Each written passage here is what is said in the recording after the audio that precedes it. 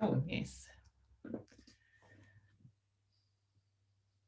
Great. Welcome, everybody. Welcome back to Conversations about CVI. I'm Professor John Ravenscroft, and wow, so we are now in the 2nd of December. I started these conversations as a response to lockdown in the UK around the end of March.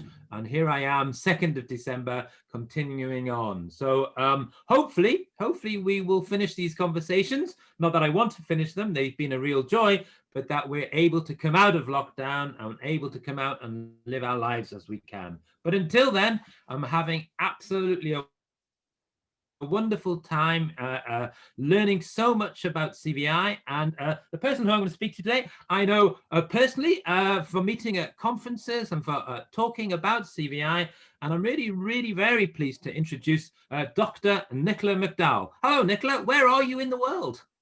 Hi, John. Thank you so much for having me here. I'm currently in New Zealand, so it is nighttime here to your morning time. So, yeah, I'm based in New Zealand. And a little bit about myself. So I have got onto the CVI journey back when I was a teenager at the age of 16, and I had a brain hemorrhage that caused me to develop CVI. However, I didn't realize I had CVI until the age of 32 when I went to a conference on supporting children with who are visually impaired, and just happened to hear a keynote presentation about supporting children with cerebral visual impairment. And as I was listening to the presentation, I realized that basically I had all the issues that the person was talking about, and realized that I had CVI, which I didn't know and hadn't known for 17 years. So it was pretty amazing to find out that I had CVI at that age, and completely changed my life and led me into a direction of doing research into supporting children with CVI. So I now work as an academic and as a lecturer at Massey University in New Zealand. Great. So let me get this right. So it was really around until 32 that you realized that you had CVI. So can you help me through that a little bit, Nicola? And so how does the CVI manifest for you? And why do you think you didn't realize you weren't different to other people? So when I woke up in the hospital room, I didn't notice that my vision was any different than it had been before the brain hemorrhage. So I was in a coma for a couple of weeks. And when I woke up, I just looked around the room and it looked exactly the same. There was a couple of things that happened in the hospital that really should have alerted us and probably the doctors to the fact that there was something going on with my vision. At one point, I was standing at the hospital window with my mum, and she was pointing out the window and saying, look at those ducks. And I was saying, what ducks? There are no ducks there. I don't see ducks. And she was saying, there's ducks right in front of you. Why can't you see those ducks? They're right there. And I couldn't see the ducks, and it upset me, but I didn't really understand what was going on.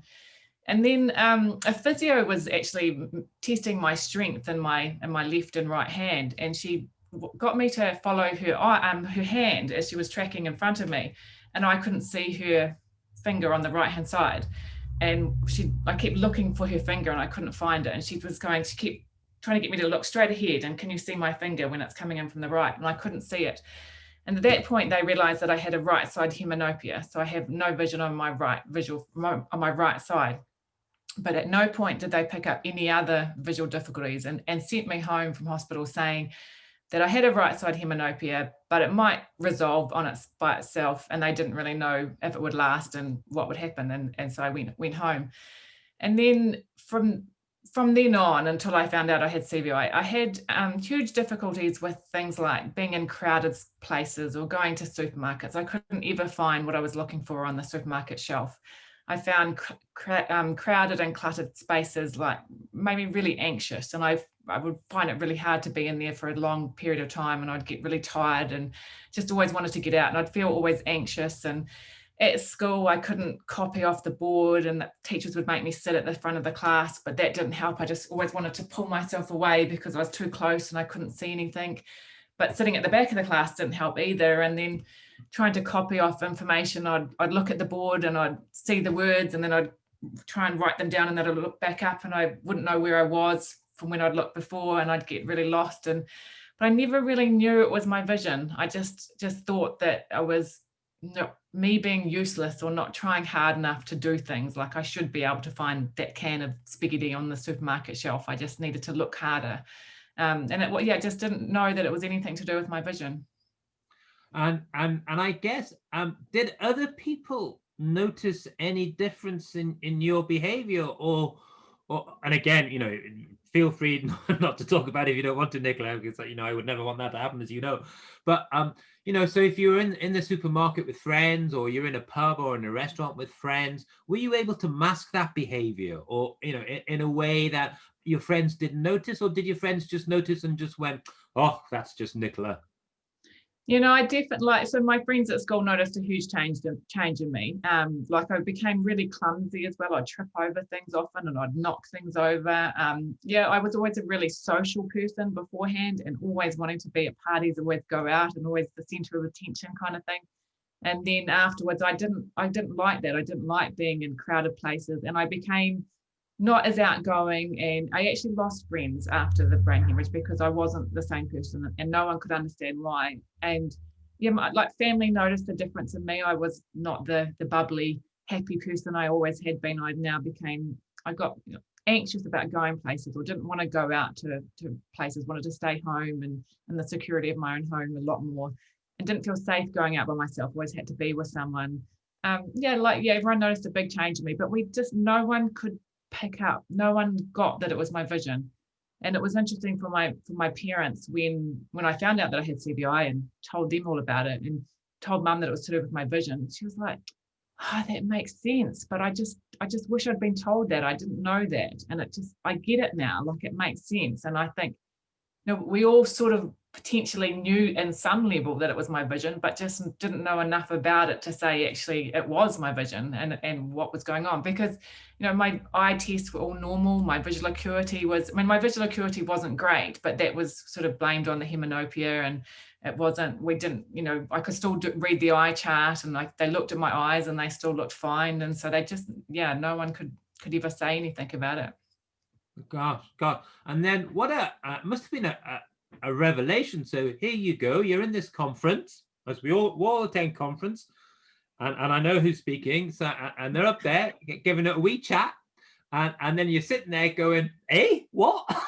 Hang on. Well, it's quite a funny story actually, because it was the keynote presentation on maybe this first or second day of the conference. And it was about cerebral visual impairment. And to that point, my experience had been of cortical vision impairment of children with quite complex needs who were essentially functionally blind. And it wasn't an area that particularly interested me. It wasn't the area because I was working as an orientation and mobility specialist. So it wasn't the children that I liked working with. I liked working with the children who were sort of advantageously blind, or just, cane users walking around. And so I didn't want to go to that keynote presentation. And I sat in the back of the lecture room on the left-hand side. So I couldn't even see the presenter at all. And then a colleague sat next to me and said, "What are you doing sitting here? You can't see, they're on your right hand side. You can't see them. You need to move." So she moved me to the front row, right in the center and right in front of the presenter. So I had to pretend like I was paying attention. Well, that's what I thought I'd have to do. But within 2 minutes of the person starting talking, I just was like, oh my God. And I just, for an hour, just was gobsmacked. I thought, how does this person know me when they've never ever met me, but they know everything about me? They know all my issues that I have.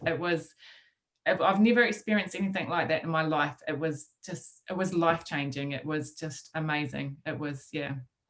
And I guess that that life-changing moment, and I can only imagine what that's like. It must be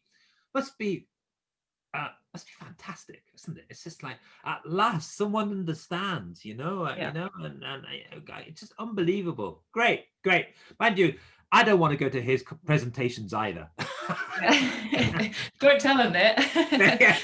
It might be impossible. No, we're only kidding, my friend. All right, so I guess this life-changing moment then started off then on your academic research career. So tell me how you changed from, well, you're still a person with CVI, but then this obviously was a revelation for you, and you wanted to know more, I guess, and started to do some research.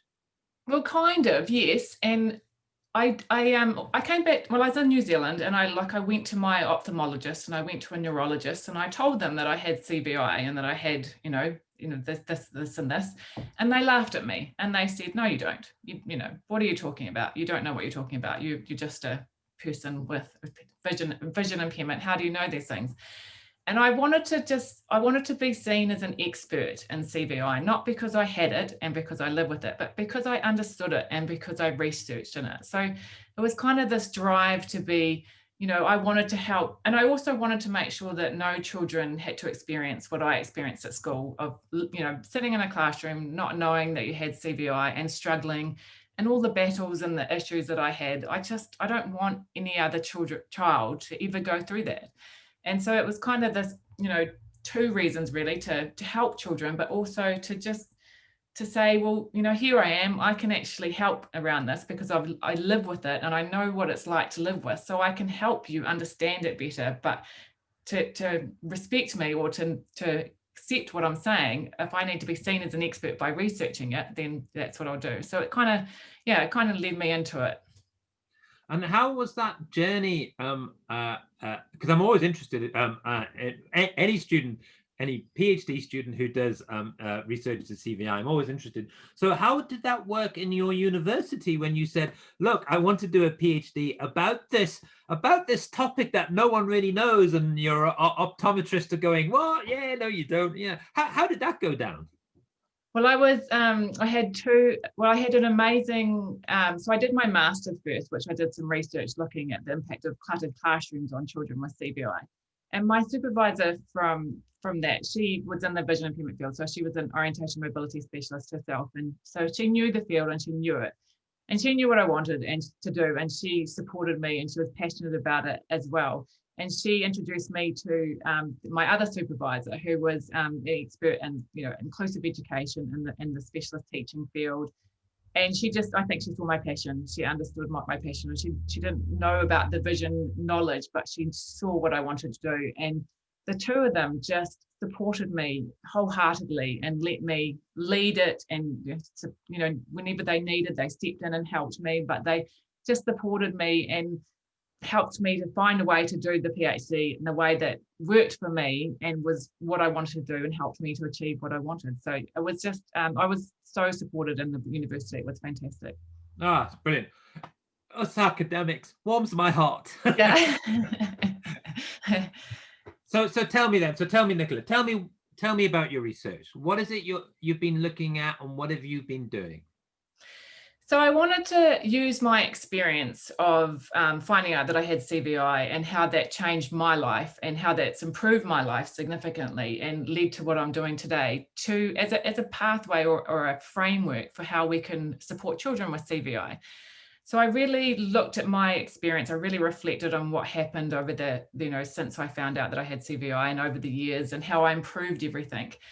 And it came out that there was three certain sort of areas that had to happen for me to achieve and to continue living with CVI and fulfilling my goals and everything. And the first area was that I needed to know, being told that I had CVI was not enough. I needed to know what my specific visual difficulties were. I needed to know that I had simultaneous agnosia, that I had optic ataxia, that I had apraxia of gaze. I needed to know the specifics of them, and I needed to understand them. So it was kind of like I developed my own CVI profile. So I had, I've got CVI, but this is what Nicola McDowell's specific CVI profile is. This is what I have. This is how it affects me, both emotionally, how it affects my behavior, and how it affects me visually. So I developed this CVI profile of myself.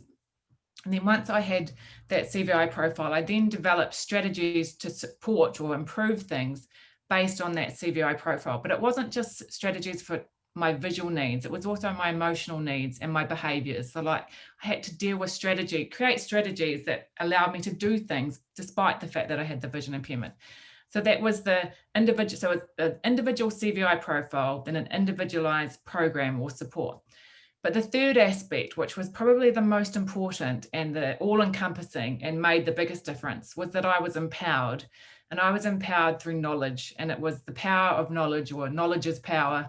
It was being given the information about my impairment or my visual difficulties that helped me to see how I could help myself and how I could change my life. So it was those three areas that were so significant to me changing my life and improving my life, both visually, improving my visual function and also my overall function.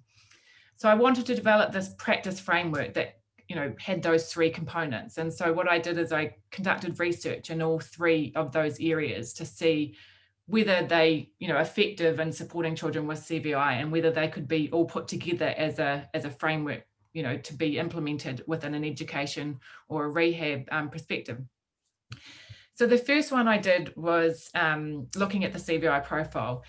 And just before probably a couple of years before I started my PhD, I had been working with a boy in a school, supporting him during a maths lesson, and he had cerebral palsy and CVI. And I was doing a simple activity of matching playing cards. He was just doing a maths activity where he had to pair up the playing cards in front of him. And as I was watching him do it, I could see that he was really struggling with being able to match the pairs. And he was, I knew that it wasn't a cognitive thing. I knew that he was really smart and really bright and he could easily match those pairs, but he just wasn't seeing them. And when there was more cards, he found it even more difficult to see them and wasn't matching it. And I could just see his darting eye movements and he was getting more and more anxious about it. And I realized that it was actually a little activity that was showing me a lot of his CVI. So it was showing me that he had simultaneous agnosia. It was showing me that he had optic ataxia. And it was showing me that it was making him anxious. So it was affecting him emotionally. And his behavior was that he was starting to turn away and to stop doing it. So I developed that into a little assessment called the Austin assessment. And I developed it as the Austin playing card assessment and conducted research on, I had a control group of children without visual perceptual difficulties and a group of children with visual perceptual difficulties. And I did the assessment with them. It was 5 levels of the assessment, starting with 4 cards and then moving up to 12 cards. And on each of the children with visual perceptual difficulties, it took them double the amount of time to match the pairs as it did the control children. Every time it took so much longer for them to match the pairs. And half the time they weren't able to match them. They were very inaccurate in matching them in their reach and pointing to the cards or moving the cards. And then also their eye movements. When they were doing it, their eyes were just darting everywhere. They were just all over the show. And when I was watching them. So after I did the analysis of the research that I did, I realized that this was quite an effective little tool that could be used to identify, or as a screening assessment to identify children with visual perceptual difficulties. So I was fortunate enough to get some funding to make it into an app, which had a fantastic company in Wellington called Springload who helped me develop it into an app. So I've actually got some videos of it here, which I can show. So the first one is actually of my lovely husband as the control person doing it. So this is on the left here, we have the Austin Assessment app, and this is the starting platform. Yep. So this is someone without CVI doing the assessment. So you have to, the iPad tracks the eye movement, so you have to have your face in it. And as you can see, it's just a simple activity of matching the cards. And we moved away from the playing cards and the digital, because they didn't replicate very well in the digital platform. So these cards were developed specifically for crowding and intrinsic crowding. And as you can see, Ross has no difficulty whatsoever in finding the pairs. Even when there's 12 of the cards there, he sees all of them, and it's just a simple matter of how long it takes him to match them. And then on this screen, we can enter in name, detail, date of birth, gender. There is also going to be a field added for diagnosis. So if you're diagnosed with CVI autism. But then on this screen is the important screen. So up the top here is the accuracy by round. So he got all of them right. And then the time by round. So when there was 12 cards, which was the most cards, it only took him 5.91 seconds to match all the pairs. And then this screen down here is the eye tracking. So this is what his eyes are doing while he's matching those pairs. So in this, it's all in the center, like it's all just in that one little area. That's where he's looking while he's matching the pairs. Yeah. And even when it's 12 cards, his eyes are just in that one little central area. They're not moving. So that's the first level. I was a little bit worried that it was just a color matching activity, because there was yellow, you just match the colors. Just So much we yellow for also, yellow. Yeah. yeah. So we also put into the app, we made it a bit more difficult for children that had no issues with matching at that first level. We just made it one color. So same thing, you have to put your face in the middle and then match the cards just with the one color. For Ross, it was easy as it didn't make any difference that there were only one color, and he went through it just as quick as that. Now, I think if I go to this screen, are you seeing the second video? No, I'm still on Okay, I'll this. just have to stop Yeah. sharing again and share it again. So this is me doing the assessment with someone with CVI. So again, just finding the face in the front. Yeah. And you can just see, this is a tutorial screen where there is going to be a little image to show that they swipe across. But you can see already it takes me longer to find them. I don't look at all the cards at the same time. I look at one card and then see if I can find its pair. And if there's no pair, then I have to look for another card to see if I can find it. So I'm not seeing all the cards at the same time. I'm only seeing one at a time. And then you have to rehearse which one you've looked at, you've seen, Yeah. and all. Yeah. And you can match anyone. So even if you're matching an incorrect pair, it's not going to tell you you're matching it wrong, because I didn't want children to be told that they've failed or that they're not achieving. Okay. So if I wanted to match the wrong cards, as you'll probably see, I think I do match ones that wrong. I don't get told that. It just goes through. And I don't know that this is being timed. Well, I do, but the children doing it don't know it's being timed. So they don't know what the sort of the test is or the assessment part is. It's just a fun activity of matching cards. And as you can see, with 12 cards, it's really hard. Yeah. Takes a little bit longer. Yeah, and I noticed that you're moving them into a space that you can obviously see a bit clearly, I think there. Yeah. So I'm putting them beside each other so I can see if they're matching, which is as a strategy a lot of the kids with difficulties showed in my research. They'd move them or they picked them up and held them beside each other. So which accounted for their length of time, the longer time as well. And then you'll see, so on the screen, that last 22 seconds it took me, whereas Ross took 6 seconds. So, and I've done this lots because it's my toy and I've played with it. But look at my eye movements. It's just, and that's someone, and again, I've done it lots, but my eye movement is a lot more in that than Ross's, but that's a lot less than I've seen of other children. Like it's all over the show with the eye movement. So that was so that app has been developed, and the next stage, and that sort of comes into that first component of the practice framework of developing a CVI profile. Like that's going to help us understand. Like you can see from that you can actually see the kids have difficulty moving the cards around or with their fingers, or missing the cards with the optic ataxia. You can see the simultaneous agnosia because you can see they have trouble seeing more than one or two at the same time. They can get anxious. They can get just avoidant. For quite a lot of the kids often looked away before, had to glance away in between levels. Right, before they went back onto the next one. Yeah. So a lot of, like, when in the assessment, when watching the kids, I can just see so many CVIs and so many behaviors or so many emotional responses that are associated with CVI and they're doing the assessment. So the next stage with the Austin assessment app is that I'm going to create a database. Before we move on to the next one, you might come to it, so I apologize. So the app's not quite out yet, is it? Yeah, so what I'd like to do is I want to create a database of normative ranges by age group. So I'm assessing 40 to 60 children of each age group from 5 to 18 to get a normative range of how long it takes a child without difficulties to do that. And then once I have that database, then I'm going to get children with CVI to do it to see how they differ from that normative range. So if we have that database and then a child picks it up and they take 3 times as long to do the assessment and don't fit into that range, then we know that they've potentially got some visual difficulties that need further assessment. So it's not a diagnostic tool. It's a, hey, look, they've got some issues. Let's do some further investigation. Yeah, so that's it. And when you release that, I'm just thinking, does the iPad have the special iPad tracker on it, or is it just all part of the iPad in itself? It has, yeah, so it's the latest iPad, the iPad Pro 12.9-inch, the bigger one, with the true depth camera. So it is the latest model of iPad. So you do need that software because But it's not, but you didn't. So when I was playing with eye trackers and iPads, you had to get the iPad tracker and stick it on. It was $100, so it was okay, but you had to stick it on. That you no, didn't know. no, All right, okay. That's yeah. something I didn't know that, so that's good.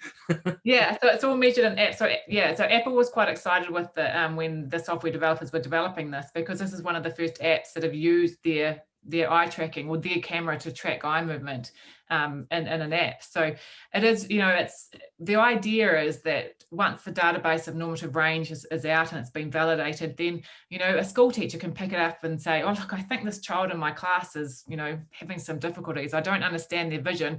Here, do this assessment and let's see what happens. And so you don't need any specialized equipment. You don't even really have to know about CVI yourself. You just need to put the assessment in front of the child and then they do it. So And then I've the actually, referral process will kick in from there. Yeah, yeah, yeah.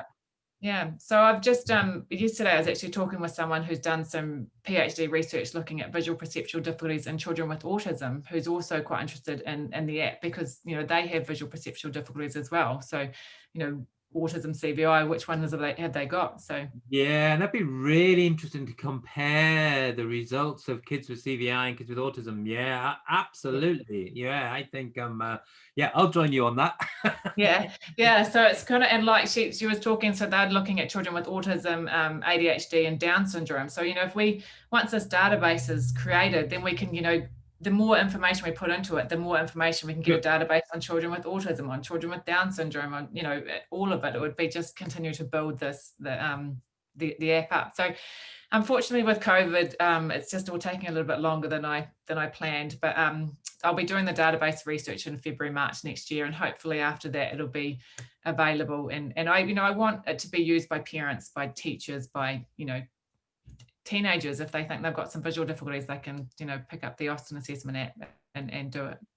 Excellent, good. So sorry, I interrupted. I just because I know that teachers would have got to me and go, John, is it available? Where can I get it from? So I apologize. As soon as I can. I mean, I'm actually to let it go now, but I think if I let people use it before this database is created, it's not going to be as effective. It's not going to be Right, as, I it's not agree. validated. It doesn't give us so I think once the database. So that's so that was the first component of the practice framework of the CVI profile. So that's one tool that can be used amongst other tools to help develop what the CVI profile of that child.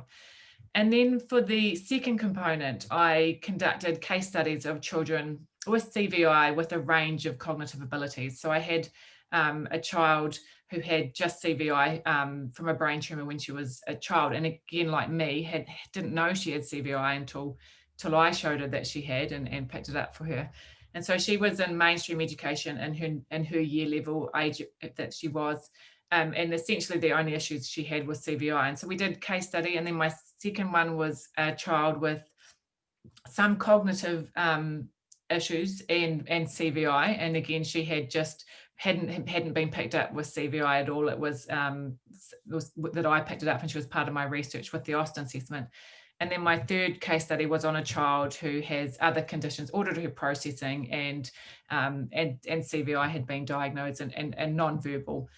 And so I conducted case studies on all three of those children in their education settings. And I created a CVI profile of them, and then I implemented strategies that were supporting their specific needs.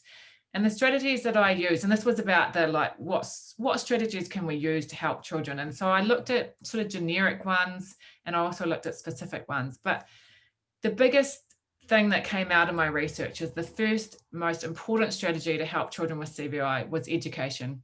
I spent time with the teaching team, so the teachers and the teacher aides, the specialist teachers, and I told them about CVI. I showed them a presentation of CVI and what it was. I talked it through all the specific difficulties that child had, and I gave them knowledge and information about CVI. And from that, they ran with it. Once they understood the visual difficulties that the children had, they knew how to help them easily. It was almost like intrinsic and logical what they needed. They worked out that cluttering was hard for them. So they decluttered the classroom, you know, they made spaces for them that were, you know, free of clutter and noise. And we also, so that was the first strategy that was really effective. It was so simple, and it just, you know, it just took an hour of my time to implement, you know, talk to them about it. And I mean, absolutely, I completely agree, and I can't agree with you enough. Just tell me a little bit more about so you told mainstream teachers this as well. So I understand, Yeah. obviously, telling specialist teachers, right? You know, that's a thing that the sensory center does and all of those things. But you know, you were telling mainstream teachers. So you went to the mainstream class where the child is, and you told the mainstream teachers, and they didn't go, what? No. Brilliant. But once I showed them the video, and it was like they had like aha moments just watching. I was like, oh, I get now why she sits on the mat and puts her head down and doesn't look at me when I'm talking, because she's listening to me. And if I want her to listen to me, I can't expect her to look at me as well. So, you know, I'm okay with her putting her head down on the mat now instead of looking up. You know, that they did understand. It was just that when I related it back to the behaviors of the children or the things that they did, they could understand it. It was you know, the teacher aides, the teachers, the special needs coordinators, the SENCOs, they all got it. They all understood what it was about. So that was the first strategy. The second strategy was I implemented quiet spaces, or, you know, like within the classroom if possible. So like a corner library where we decluttered and made sure that there was a blank wall that the child could face into or look into if she needed to do some concentrated work. Just a space where there was no clutter, no crowding. It was just a quiet space. For one child, it was in the classroom. For another child, it was out of the classroom, because she worked with a teacher aide and worked with her every day. And instead of working with the teacher aide in the classroom, she went and worked in another space and spent time in there. And so one thing with that child, which was pretty amazing, is that she was doing a basic facts maths test in the classroom with the rest of the kids. And they had to do as many basic facts as they could in 10 minutes. And in the classroom, she did 7. She was able to answer 7 questions in 10 minutes. When we took her into the quiet space that was uncluttered, there was nothing on the walls, there was nothing, she answered 22 in 10 minutes, which she'd never, ever answered that many. It was just, you know, so clear that, and she requested the next time she had a test, she was like, I don't want to do it here. Can I do it in the quiet room? So it was the children, they picked up themselves that, you know, the quiet or the uncluttered room or the uncluttered space, even if it was in the classroom, but still there was the noise of the classroom, but just taking out that visual clutter made a significant difference to them. And the other thing that I implemented was calm breaks. So we had the quiet spaces, but we also had calm breaks. And the children, we introduced mindfulness in a way that, in a context that worked for whatever education setting or level they were at. And all 3 of the children, even the child that was nonverbal, loved the mindfulness. And hers was just, they had a mindfulness DVD or a video that they played on YouTube that was just, the kids could lie there and listen to it. She started requesting it, like she'd pull her blanket down onto the floor, lay down on it, so they knew that was what she wanted. She wanted mindfulness. The other child would say, can I do, I'm feeling a little bit tired, I'm feeling a bit, you know, I can't think, can I do some mindfulness? And she'd just put some headphones on and listen to I think it was Smiling Minds, or one of those apps that she'd just listen to mindfulness. And the third child, who was in the mainstream class, her whole class did mindfulness. And if she wanted extra time to do mindfulness again, she just asked the teacher. So it was those 3 things, education sessions, calm breaks, and quiet spaces, and also decluttering. So we decluttered the classroom as sort of part of it. And those 4 simple strategies made a huge difference to all the students, but not just academically, socially. Like the mum would say that they'd come home much happier and brighter at the end of the day. They'd have more energy. They weren't like coming home grumpy and having to sleep, or, you know, having meltdowns. You know, their whole behavior completely changed. And, you know, for one of the children, the parents were really, one thing that they really wanted to do was improve her socially, like her social interactions and her friends. And it started to happen, because what had previously happened, because she was so exhausted after spending all the time in the classroom, at lunchtime, she'd just take herself away to on her by herself and just be by herself because she just didn't have the energy to interact with anyone. But when we implemented the quiet spaces and the calm breaks, she had energy to be with people at lunchtime and spent time with her friends and just started interacting with people more. And it was just, yeah, it was just really it made a huge difference to all three students, just everything, all aspects of their life. Yeah, and it's really interesting because, isn't it? I mean, prior to doing that, they're running on full all the time. It's like a car going at 100 miles an hour all the time, and there's no rest periods, there's no breaks. It doesn't even fill up with petrol. The child, it's just always surrounded by that. But the other thing I wanted to get at is, and I don't know if you looked at it or not, Nicola, is what I am as an academic and as an educator is I use what we see in specialist provision as being inclusive for all. Yes. Now, and that for me, it turns it around. What we normally see is if you do inclusion for all, it'll be good for the child with special educational needs or additional support needs. But I turn that around and go, well, actually, what you find is what's good for the child. So did you, and it seems to me that, obviously decluttering the classroom, having, requested mindful sessions, having, just those calm breaks and stuff, that's got to be good for the whole class. So did you look at that? Did you get a sense of that? Well, I sort of did in my master's research where I looked at the impact of cluttered classrooms on learning and behaviour of children with CVI. And this was in a special school, but it was, well, I interviewed teachers and teacher aides that worked in that special school.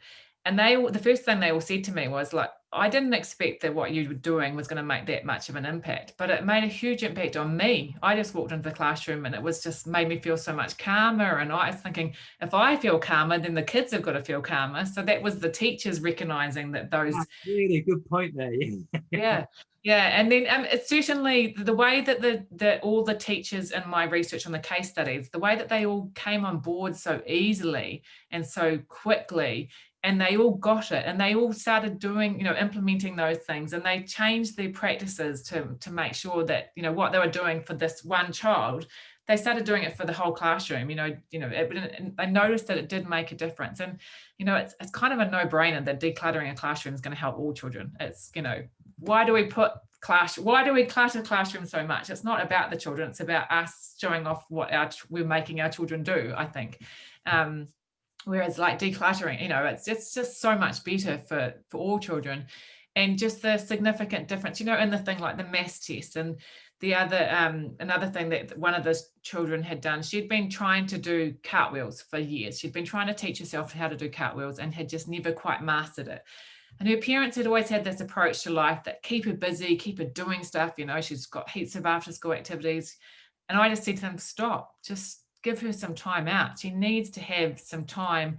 Let her go to her room. Let her just be in her room and have some quiet time. And within 2 weeks of doing that, she'd researched on YouTube how to do cartwheels, and she'd taught herself how to do cartwheels. And that was after like years of trying to do it herself. But when she stopped and gave her brain some capacity to think about it and to look at it, she was able to do cartwheels easily. So they no longer do all these extra activities after school. They just let her have some time out. But yeah, I'm definitely with you on the fact that we make changes for children that are inclusive. They're actually benefiting. We're doing them for the whole classroom. It's making a huge, it makes a difference for everyone. Yeah, great. So you've got those three frameworks there, three elements to your framework there as well. And so, do you want to carry on? I just interrupted you and I forgot where I was going. Yeah, no, just that we're up to the third one. So that was the second one, was about the strategies. The third framework, and this was probably the component of the research that was most important to me and most vital that I got. Like I did this, and it was about the empowerment process. It was like I know I'd experienced through my lifetime of not being believed by medical professionals, of being told that there was nothing you could do about your vision, whereas I'd found out 20 years later that I had CVI and I improved my visual functioning, and it's shown in a field vision test. I've improved my visual fields. And if I'd been told that at the time, imagine how different my life could have been. Like if I'd been empowered through information and knowledge. So I wanted to I wanted to show medical professionals that we need to empower the parents and the children with these conditions. We need to, give them the power and listen to them. They are the experts. They live with it on a day-to-day basis. They know what they're talking about. So I wanted to find out, if it wasn't just me that empowerment made a huge difference too. So I did an online survey for parents of children of any age, anywhere in the world, around the empowerment and the role empowerment played in helping them take more of a role in the supports that their children had received. So when I did the research, I asked questions about, when they'd found out their child had CVI, how long after they were, they found out whether they to diagnose and whether they were diagnosed. There was a group of children that parents, knew that they had CVI but couldn't get a diagnosis for. And then I looked at, did they feel like they were, could be an advocate for their child, and did they feel like they could ask for the supports that are needed? Then I looked at how they interacted with service providers, and did they feel comfortable in asking the service providers what they did, or did they know what they were actually doing with their child? Did they know about the services?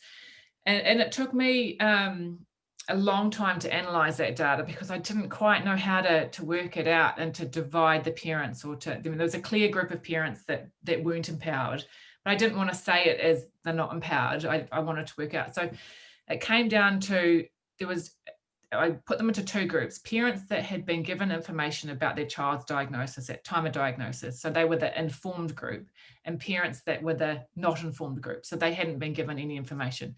And the differences between those groups were huge, like in terms of how involved they were with the services, what they understood of their child's vision impairment, and just how empowered they were. It was really significant. So it came down to simply, when the child is being diagnosed, they have to be provided with information that they can understand in a manner that is something that they can work with, they can understand, and they can, run with it themselves.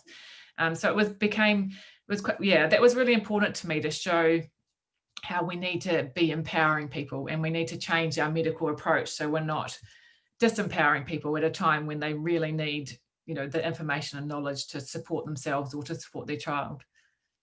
That's quite interesting. And I wonder if we can think about a little bit then. So are you saying it should be the medics, or could it be the QTVIs? Could it be someone at the hospital or at the GP practice or something? So is it like immediate as soon as that diagnosis is made? I mean, I'm interested in how we get the information and who gives the information. And that is a tricky one, because parents are coming at it from different time. They could be in a period of grief, or trying to get on to understand the diagnosis. So I think it's a parent by parent basis, which makes it harder for us as professionals to work out when we give the information. But they have to be ready for it, and they have to be ready to accept it and to understand it. But if that simply means at the time of the diagnosis, well, I mean, I think the first thing is, when they are diagnosed, not being told that there's nothing they can do, and that the child is going to be blind, or they can't see, or this isn't going to get any better. First of all, let's not tell them that, because that doesn't help, and it makes a significant difference. Well, it obviously did for me.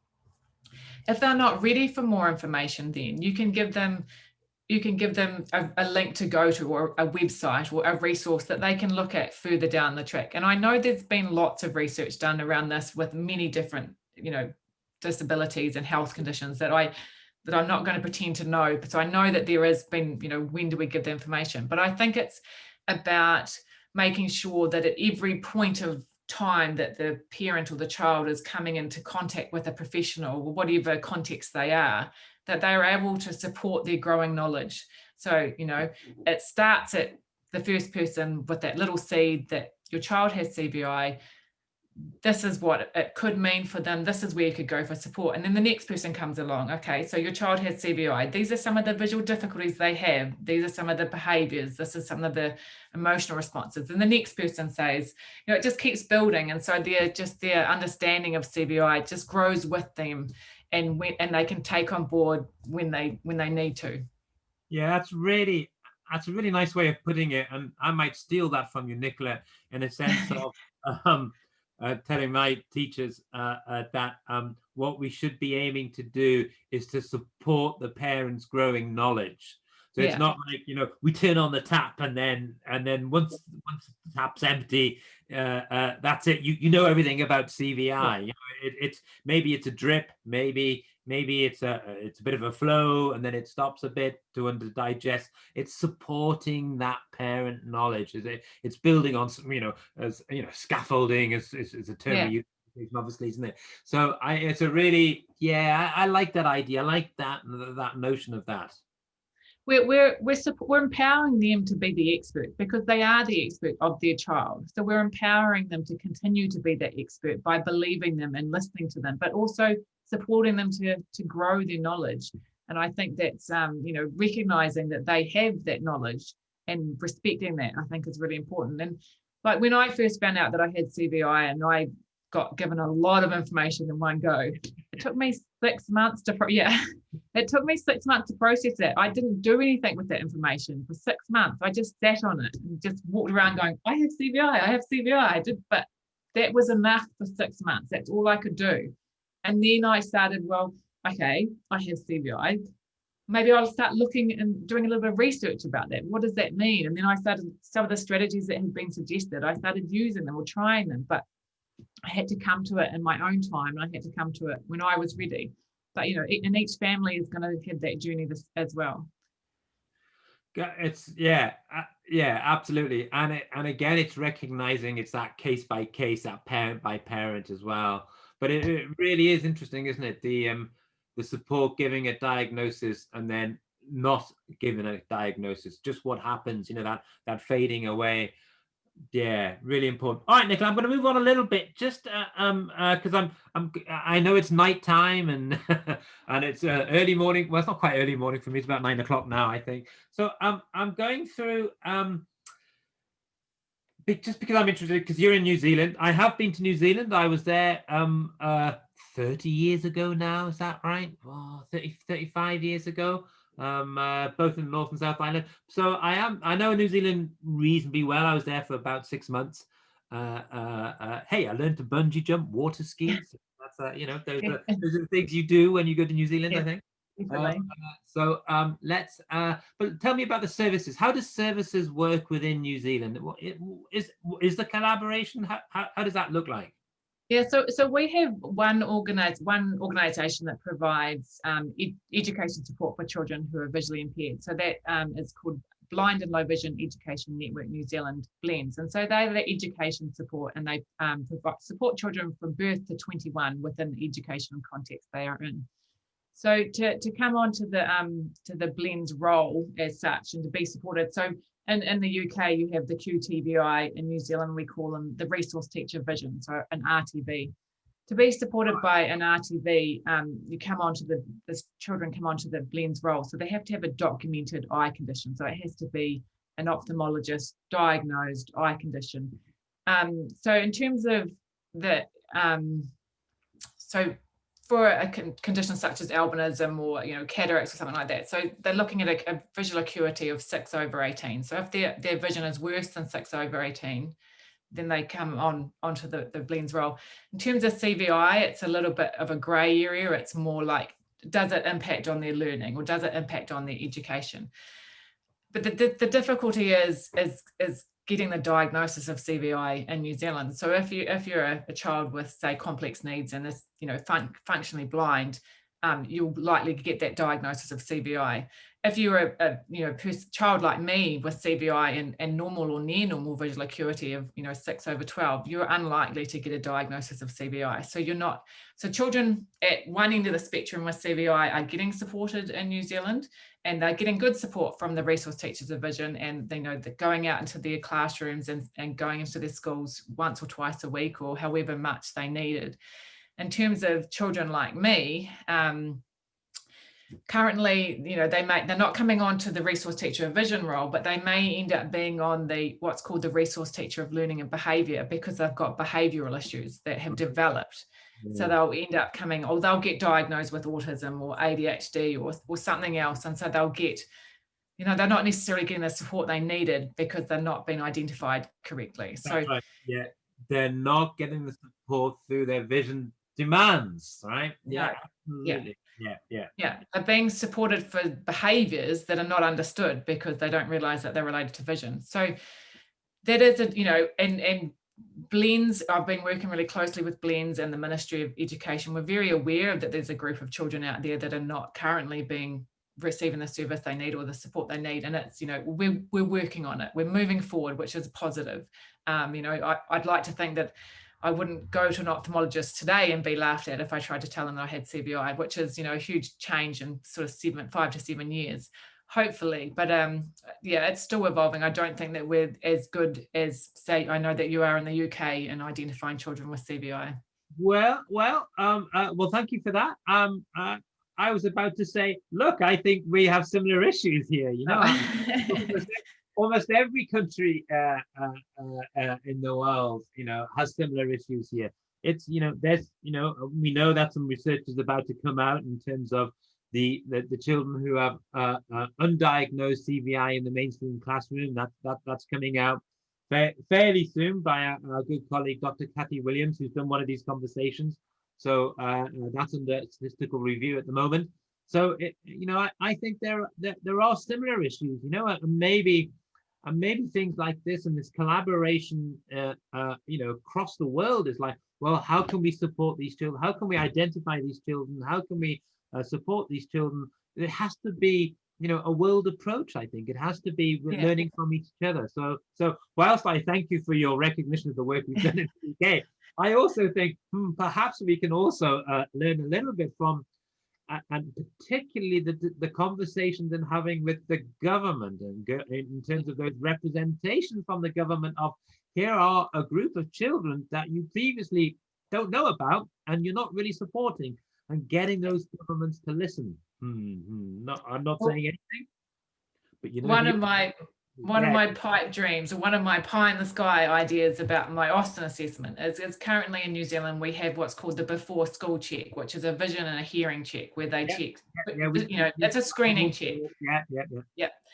I'd love them to put the Austin assessment as part of that before school check, because if we're looking at acuity, if we're also looking at visual perceptual difficulties, at that same time, we can pick up the children before they start school and before they develop behaviors that lead them into incorrect diagnosis of autism or ADHD. That's my pipe dream. I have, it's working with government. I've been, talking with the Ministry of Health and the Ministry of Education in New Zealand, and definitely raised this and hoping one day that's somewhere where we go, because, it's a screening tool. It's to help identify. It doesn't mean that they have CVI or they have visual perceptual difficulties. It just means they need further assessment and they don't need to be put into a classroom. Refer on, and that's what we need to be able to refer on. Good. So we're coming to the end, but there's at every end that I do, I always like to ask, and it's really, I can tell, we could go on for hours, because this question is what's the most important thing you would say to parents and children, right? So yeah, and I'm going to do it to 2. You can only limit. I'm going to limit you to 2, Nicola, if you can. So understand your vision, your visual issues as much as you can. So the children, if you can, learn about your vision impairments, the issues that we got and how they affect you. Parents, understand your children's one, and then ask questions and seek answers. Like, just keep asking and keep till you find the answers that are right, that fit your child. Absolutely. And I say to parents and to children, and I know that many of us who work in this field do, and I know parents are reticent of going, well, I don't really want to ask Professor Ravenscroft, I don't want to do that, he's a busy chap. No, ask. Just ask. Just ask. Oh, I don't want to ask Dr. McDowell. Oh, she's got just ask. Ask me. Absolutely. Ask everyone, right? Ask everyone. Absolutely. Yeah. I totally agree with you. Yeah. Okay, to be fair, what would you say to teachers and people like me? Ask the child what their CVI world looks like and understand that world. So, and then learn about CVI. talk to the student, talk to the parents, find out about what their world is and what their world is like, and how you can step into their world to support them in the way they need. Yeah, absolutely. And I thank you for that. And, as you notice, I've talked about this a lot on these conversations about CVI, that nature of representation. How does that child represent their world in their head? We need to understand that, right? We need to be really clear. And so when I see you, I understand how you see the world. When I see Timmy, I need to understand how Timmy, I need to have that representation of myself as best as I can.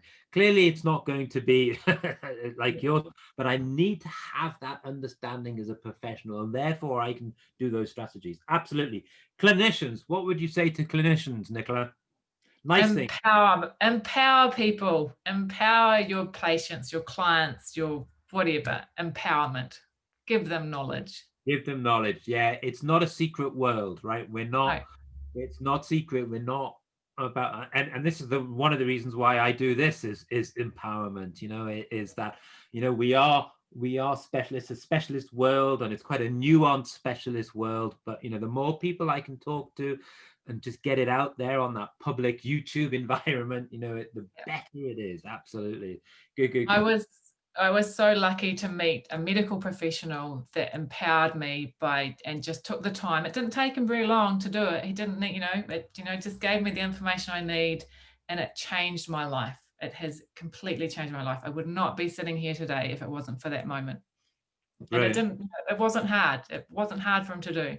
Yeah. And it's not, and you say it's not, doesn't take that long time, and it's life-changing. That's why we're in this field, that's why I'm an academic. This is why I want to support parents and children. That's why you are, Nicola, is there anything you want to finish up with?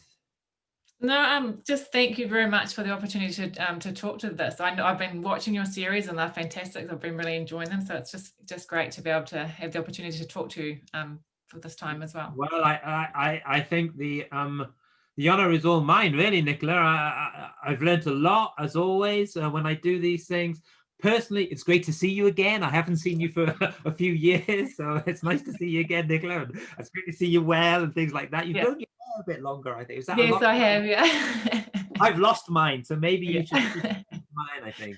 So, but no, it's been brilliant, absolutely wonderful. And can I thank you so much for taking the time, for sitting up late at night in New Zealand there for me. And thank you very much, Nicola. Take care. Thank you. Thanks. Bye-bye.